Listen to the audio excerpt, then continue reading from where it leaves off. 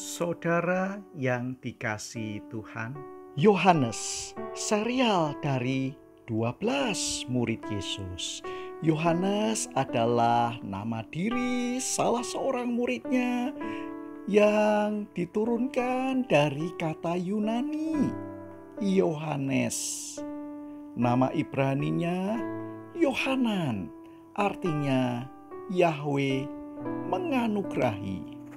Yohanes adalah saudara kandung dari Yakobus.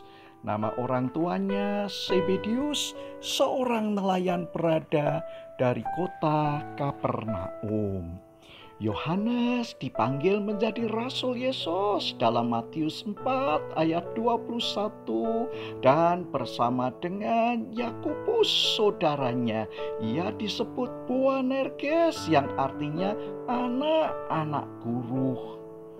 Sebutan itu berkaitan dengan ketegasannya sewaktu orang-orang Samaria menolak Yesus karena perjalanannya ke Yerusalem. Lalu ia mengusulkan kepada sang guru Tuhan, "Apakah engkau mau supaya kami menyuruh api turun dari langit untuk membinasakan mereka?" Lukas 9 ayat 54.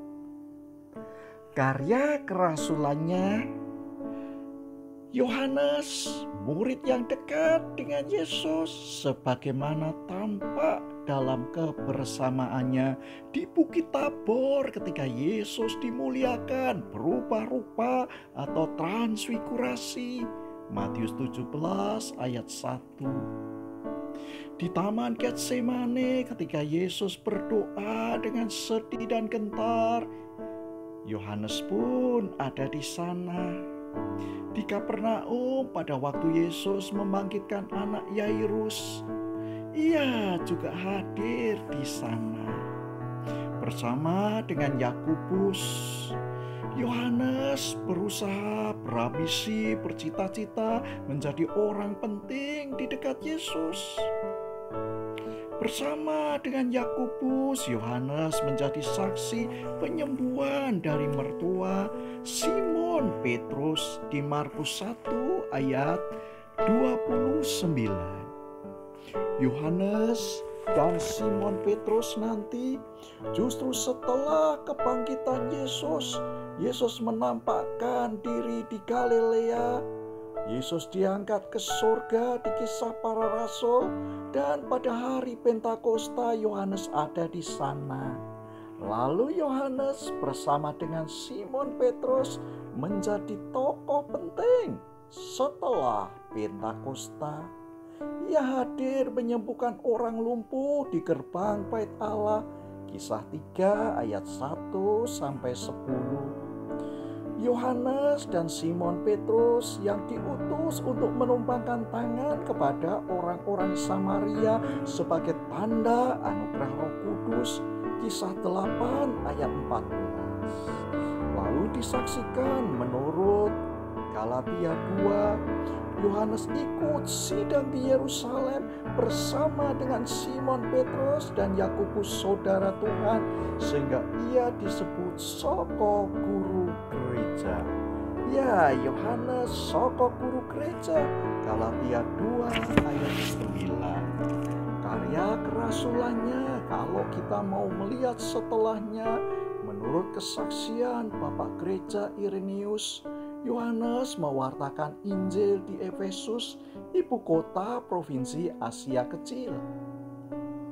Menurut Tertullianus, Yohanes kemudian ditangkap dan dibawa ke Roma, lalu dimasukkan ke dalam minyak yang mendidih, namun ia tidak terluka sama sekali.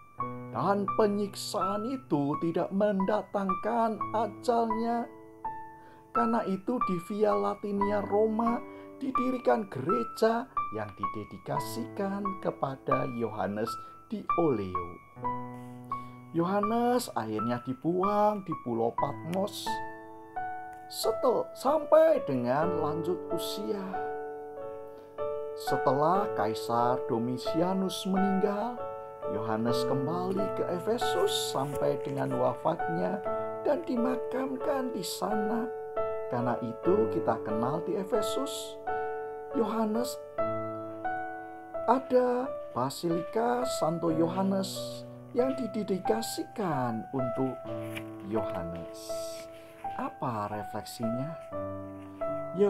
Yohanes selalu mengajak orang, "Ndaklah kamu saling mengasihi.